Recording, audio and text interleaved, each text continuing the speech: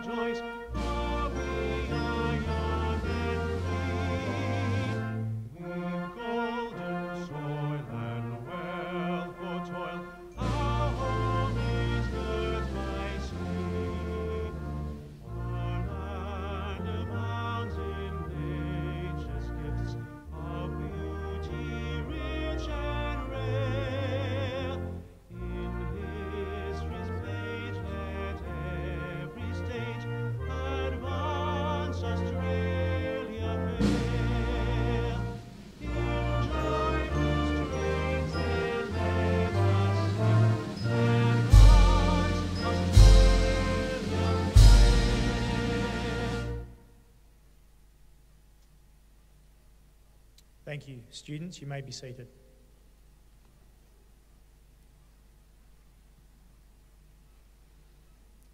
The Australian War Memorial was the vision of Charles Bean, Australia's First World War official historian. Bean landed with the Australian troops on Gallipoli and stayed with them at the front through to the end of the war. The idea of this national memorial and museum came to him at Pozières, France, in the depths of the bloody fighting of 1916. Bean's idea was that this would be a place where families and friends could mourn loved ones buried in faraway lands. It would also be a place that could help all Australians understand what these men and women had endured and what they had done for us. Bean's vision, to which we remain true, is best expressed as inscribed in the entrance to the memorial's galleries. Here is their spirit, in the heart of the land they loved, and here we guard the record which they themselves made. Tonight we will read the story behind just one of those on the Roll of Honour, which lists the names of more than 102,000 men and women who have given their lives for us in war and operations for more than a century. But first, we present a lament, Flowers of the Forest. Reeds or floral tributes will now be laid at the base of the pool of reflection.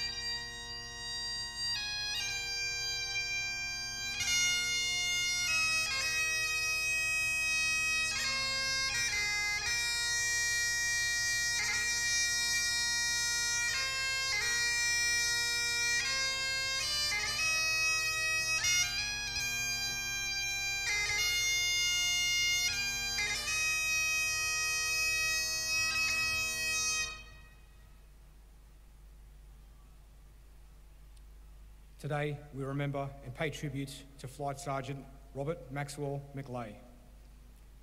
Robert McLay was born on the 27th of November 1919 in Wangaratta in northeastern Victoria, the son of Robert and Rose McLay.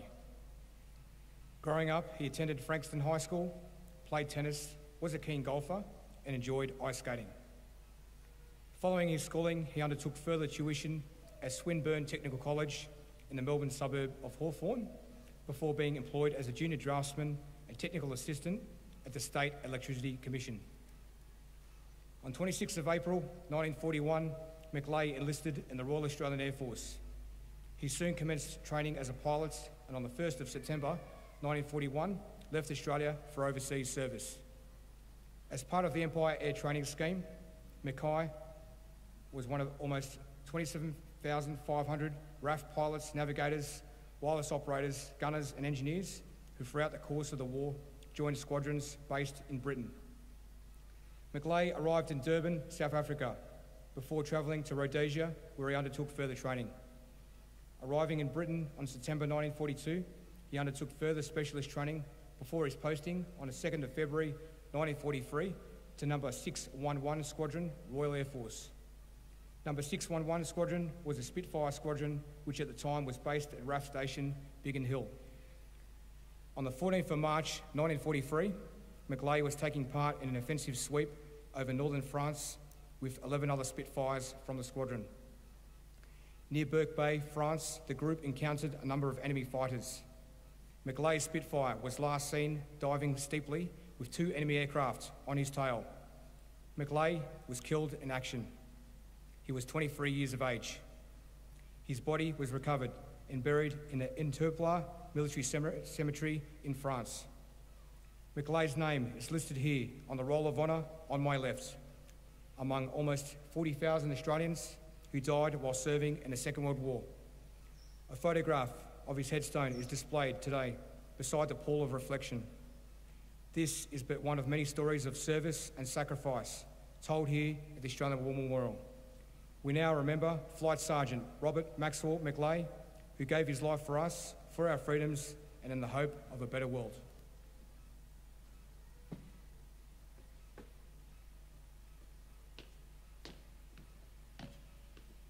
Please stand for the reading of the Ode and the sounding of the last post.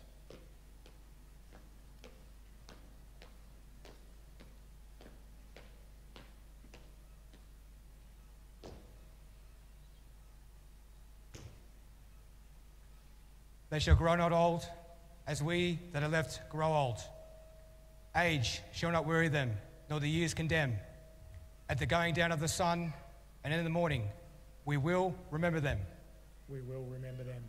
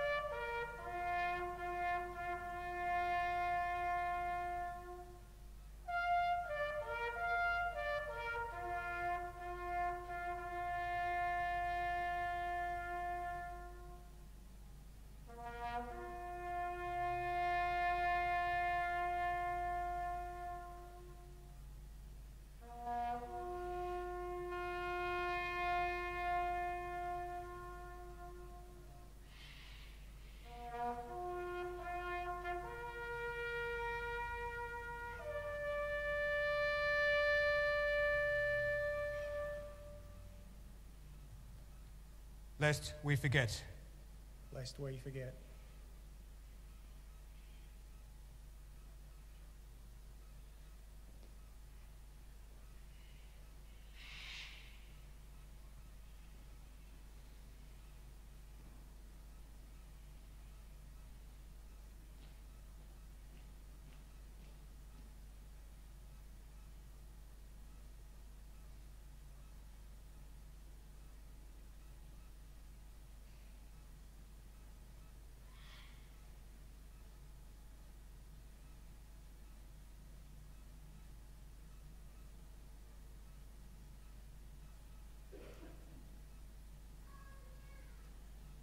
we leave you this evening with the words of the memorial's founder, Charles Bean.